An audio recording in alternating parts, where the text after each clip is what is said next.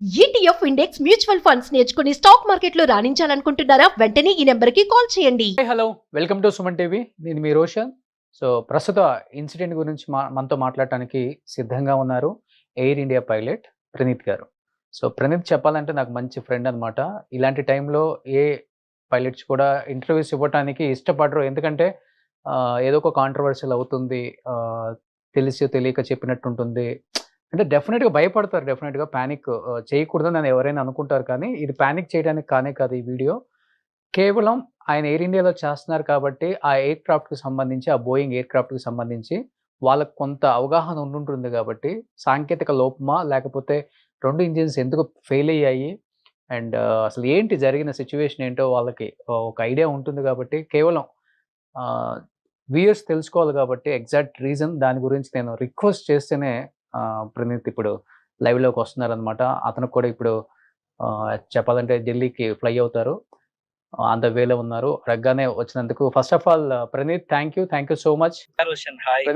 ప్రణీత్ నిజంగా ఈ ఇన్సిడెంట్ అనేది చూస్తుంటే బహుశా ఇండియా ఏవియేషన్ హిస్టరీలోనే ఎప్పుడు జరగలేదు.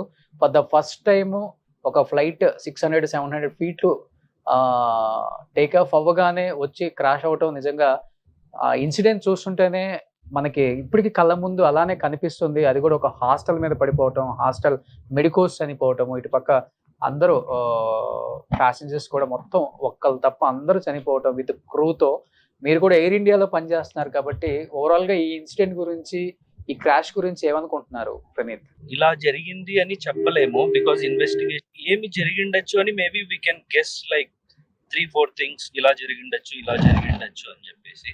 ఈ రోజు DGCA రిపోర్ట్ వచ్చేసి బోత్ ఇంజన్స్ హ్యావ్ ఫెయిల్డ్ అని, దానికి ఎందుకు ఫెయిల్ అయ్యాయి అన్న దాని మీద ఇన్వెస్టిగేట్ చేయాలని చెప్పారు. Okay. So we don't know the exact reason yet. Because వాళ్ళు జస్ట్ 825 ఫీట్కి వెళ్ళి అక్కడ నుంచి మళ్ళీ దే క్రాష్ డౌన్. అంటే 4-5 రీజన్స్ అని చెప్తున్నారు కదా. మెయిన్ రీజన్స్ అంటే ఏమై ఉండొచ్చు ఈ క్రాష్ కి? కొందరు ఎక్స్పర్ట్స్ వచ్చేసి ఎయిర్ క్రాఫ్ట్ స్టాల్ అయి ఉండొచ్చు అని చెప్తున్నారు. అంటే స్టాల్ అయినప్పుడు ఎయిర్ క్రాఫ్ట్ లిఫ్ట్ ఉండదు అనమాట. So it will not go up. Okay. So దాని వల్ల క్రాష్ అయిందని కొందరు ఎక్స్పర్ట్స్ చెప్తున్నారు. ఇవన్నీ స్పెక్యులేషన్స్, ఒక్కొక్కరు ఒక ఐడియాతో చెప్తున్నదే. We don't know the exact reason or cause yet. Because కొంతమంది చెప్తున్నారు అంటే పక్షులు ఏమన్నా వచ్చుండొచ్చు, మేబీ దానివల్ల ఇంజిన్స్ ఫెయిల్ అవ్వచ్చు అని కూడా చెప్తున్నారు. అది కూడా వన్ ఆఫ్ ద రీజన్ అవుతుందా? దానికి ముందు వచ్చిన వీడియో ఫుటేజెస్ ముందు బర్డ్ హిట్ అయిందా లేదా అనేది ఇంకా బ్లాక్ బాక్స్, ఈ రోజే బ్లాక్ బాక్స్ కలెక్ట్ చేసుకున్నారని చెప్పారు DGCA వాళ్ళు. సో అది వాళ్ళు CVR, FDR వాళ్ళు దాన్ని ఇన్వెస్టిగేట్ చేసి ఏం జరిగింది అన్నది వాళ్ళు చెప్పేదాకా మనకు కూడా క్వశ్చన్ మార్కే. ఓకే. అండ్ ఆ ఎయిర్ ఇండియాలో ఉన్న పైలట్స్ కూడా మీకు కొలీగ్స్ అయి ఉంటారు కాబట్టి వాళ్ళతో మీకు పరిచయం ఉందా? నాకు డైరెక్ట్ గా వాళ్ళతో అయితే పరిచయం లేదు. Okay. But it's very sad and shocking అన్నమాట. So heart breaking.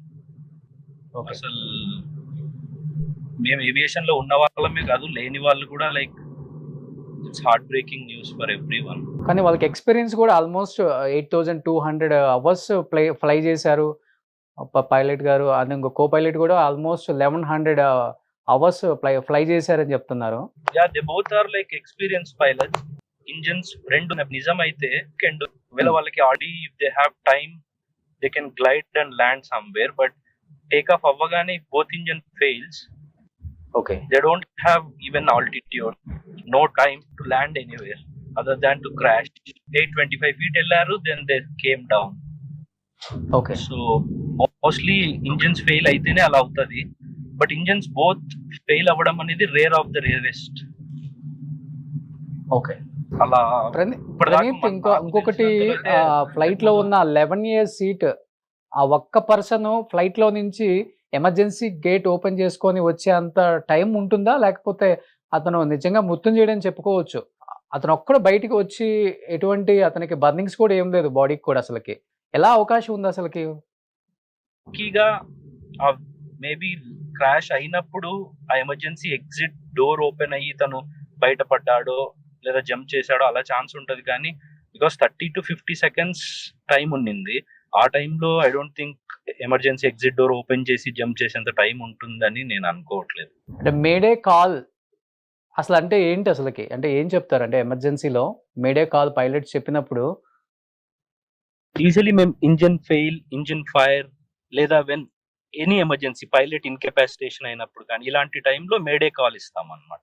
అంటే లైక్ ఏటీసీకి చెప్తున్నాము, మాకు ఎయిర్ క్రాఫ్ట్ లో ఎమర్జెన్సీ ఉంది, మాకు ప్రయారిటీ ల్యాండింగ్ కానీ క్లియరెన్స్ కానీ అన్నట్లు it's a kind of request.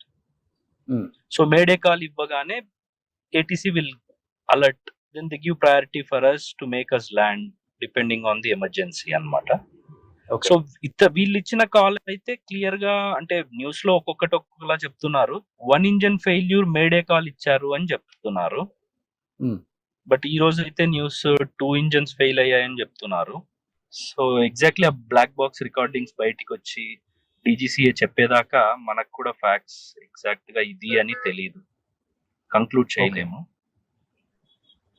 But May Day call అని పైలట్ చెప్పినప్పుడు అక్కడ ఎమర్జెన్సీ ల్యాండింగ్ చేయడానికి అవకాశం లేదంటారా? లేకపోతే ఇప్పుడు సింగిల్ ఇంజన్ ఉంది అనుకోండి, 1 ఇంజన్ ఫెయిల్ అయింది, మేడే కాల్ ఇచ్చారు, ఇంకో ఇంజన్ ఉంది, 1 engine is enough, it's capable of flying the air craft. So వాళ్ళు బ్యాక్ వచ్చి ల్యాండ్ అయ్యే ఛాన్స్ ఉండేది. బట్ ఇక్కడ బోత్ ఇంజన్స్ ఫెయిల్ అయినప్పుడు ఇంకా they don't have, air craft don't have the power కదా, లిఫ్ట్ లేదు, so they will crash land. ఉన్నారు. ఇదే ఎయిర్ క్రాఫ్ట్ కి బిఫోర్ కూడా కొన్ని ప్రాబ్లమ్స్ ఉన్నాయి. బిఫోర్ డిసెంబర్ లో కూడా ఒకసారి పొగలు వచ్చాయని చెప్పారు. ఒకసారి ప్యారిస్ నుంచి వచ్చేటప్పుడు షార్జాలో కూడా ఎమర్జెన్సీ ల్యాండింగ్ అయిందని చెప్పారు. కామన్ గా ఫ్లైట్స్ కి ఎమర్జెన్సీ ల్యాండింగ్ అనేది కామన్ గా జరుగుతుంది. సాంకేతిక లోపాలు అనేది సర్వసాధారణం చెప్పుకోవాలంటే. అలాంటిది ఈ ఎయిర్ క్రాఫ్ట్ గురించి ఇప్పుడు క్రాష్ అయిన తర్వాత ఎక్కువ వినాల్సి వస్తుంది. సో మీరు ఎయిర్ ఇండియాలో ఉన్నారు కాబట్టి కామన్ గా ఇలాంటి ప్రాబ్లమ్స్ వల్ల క్రాష్ అయ్యే అవకాశాలు ఉంటాయి అసలుకి? అంటే ఇప్పుడు అదే బోత్ ఇంజన్స్ బర్డ్ హిట్ కాకుండా ఇంకా ఏది లేకుండా వాటికి అవే ఫెయిల్ అయ్యాయి అంటే మేబీ మెయింటెనెన్స్ ఏదన్నా ఇష్యూలు, ఈవెన్ దో మెయింటెనెన్స్ బాగా చేసినా కూడా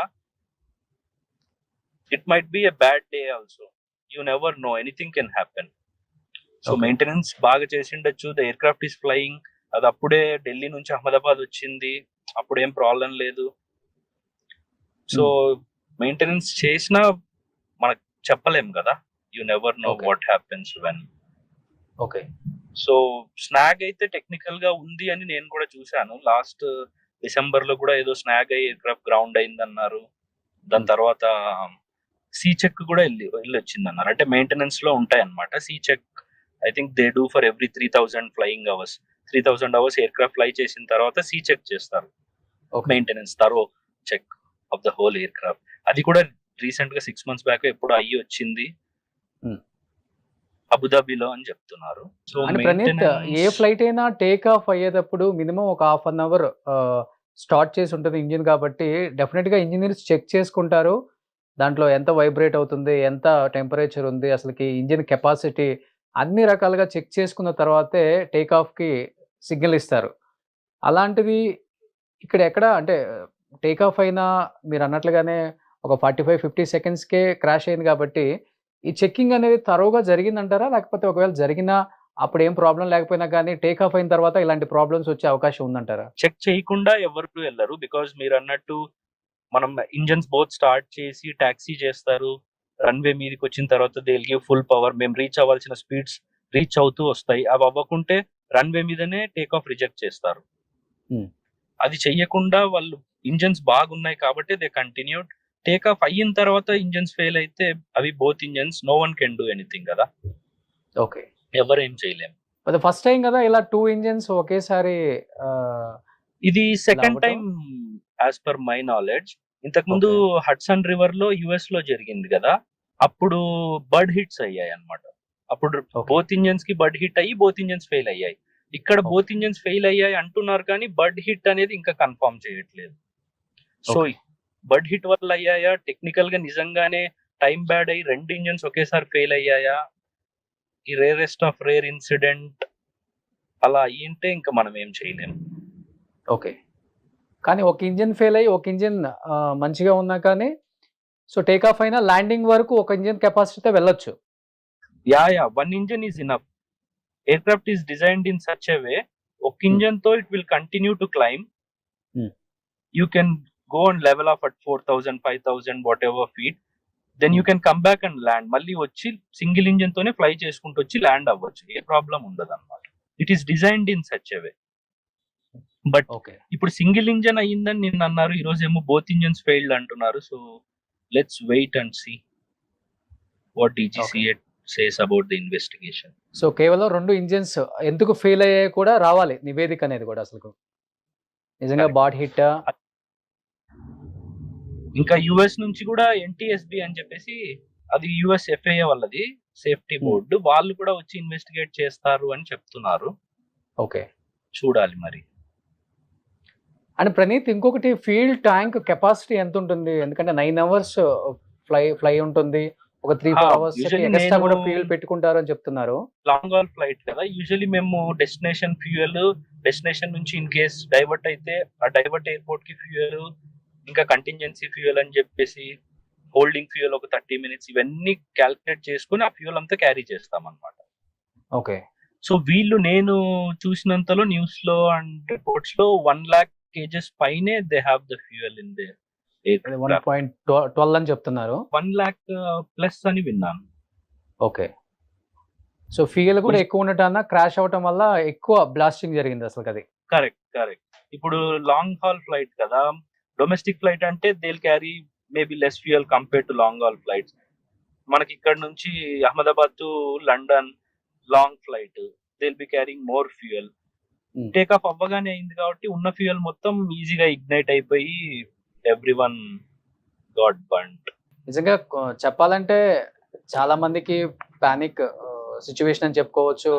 ఇప్పుడు ఫ్లై చేయాలా మనం, అవసరమా అనుకుంటారు చాలా మంది ప్రయాణికులు కూడా. అండ్ మీరు కూడా ఎయిర్ ఇండియాలో చేస్తున్నారు, ప్రతి ఫ్యామిలీలో ఇది ఉంటుంది, జాగ్రత్త అని చెప్పి వెళ్తారు పైలట్స్కి. ఎస్పెషల్లీ ఎప్పుడు ఏమవుతుందో చెప్పలేము లైఫ్లో. But for the first time ఇలా జరగటం, ఈ ఇన్సిడెంట్ చూస్తుంటేనే నిజంగా నిన్నటి నుంచి ఎవరికి కూడా ప్రపంచం అంతా ఇటువైపు చూస్తుంది. ఏంటి ఇలా ఇంత భారీ ఇన్సిడెంట్ ఒక్కసారిగా. నేను ఇంతకు ముందు కూడా చెప్పాను, like it's like flying is the safest mode of transportation compared to road or by sea. But incidents, accidents అనేవి జరుగుతూనే ఉన్నాయి కంపేర్ ట్రాన్స్పోర్ట్. బట్ కొన్నిసార్లు టైం మంచిగా లేకో, bad fate, you never know కదా. సమ్ టైమ్స్ హ్యూమన్ ఎర్రర్ ఉంటుంది, sometimes technical error ఉంటుంది.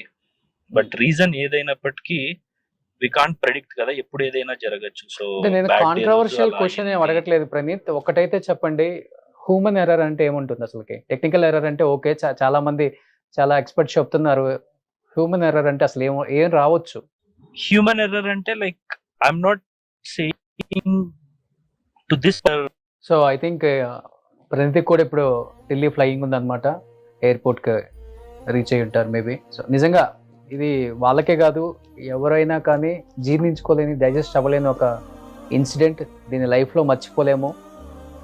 ఇంతమంది ప్రాణాలు కోల్పోవటం, అండ్ అది కాక మెడికోస్ కొంతమంది చనిపోవటం నిజంగా చాలా బాధాకరం. అది అసలు తట్టుకోలేకపోతున్నారు. ఎందుకంటే ఎయిర్పోర్ట్కి నియర్ బై ఎప్పుడు కూడా బిల్డింగ్స్ కానీ, కాలేజెస్ కానీ, అంటే స్థావరాలు ఎవరు ఉండకూడదు అక్కడ, సివిలియన్సే ఉండకూడదు అసలుకి. చూస్తే మనకి శంషాబాద్ ఎయిర్పోర్టు హ్యాపీగా సిటీ బయట పెట్టారని ట్రావెల్ చేసేటప్పుడు కొంచెంసేపు అనుకుంటాం, కానీ ఇలాంటి ఇన్సిడెంట్ జరిగినప్పుడు ఎంత ముందు చూపు ఆలోచించి శంషాబాద్ ఎయిర్పోర్ట్ పెట్టారో అర్థమవుతుంది. బట్ అది కేవలం అది సిటీలో ఉండటం వల్ల ఇలాంటి ఒక ఇన్సిడెంట్ జరిగినప్పుడు, డెఫినెట్గా క్రాష్ అయినప్పుడు అక్కడ ఉన్న హౌసుల మీదో లేకపోతే బిల్డింగ్స్ మీద, కాలేజెస్ మీదో ఇలా క్రాష్ అయిపోయి ఫ్లైట్లో ఉన్న వాళ్ళు మాత్రమే చనిపోకుండా అక్కడ ఉన్న సివిలియన్స్ కూడా చనిపోయే అవకాశం ఉందని కనపడుతుంది మనకి క్లియర్గా. సో ఇలాంటి ఇన్సిడెంట్స్ ఎప్పుడూ జరగకూడదని వాళ్ళ ఆత్మకి ప్రగాఢ సానుభూతి కలిగించాలని దేవుణ్ణి మనస్ఫూర్తిగా కోరుకుందాం. So thank you so much Praneeth. Suman టీవీలో మీ పర్సనల్ అండ్ బిజినెస్ ప్రమోషన్స్ కోసం కింది నెంబర్కి కాంటాక్ట్ చేయండి.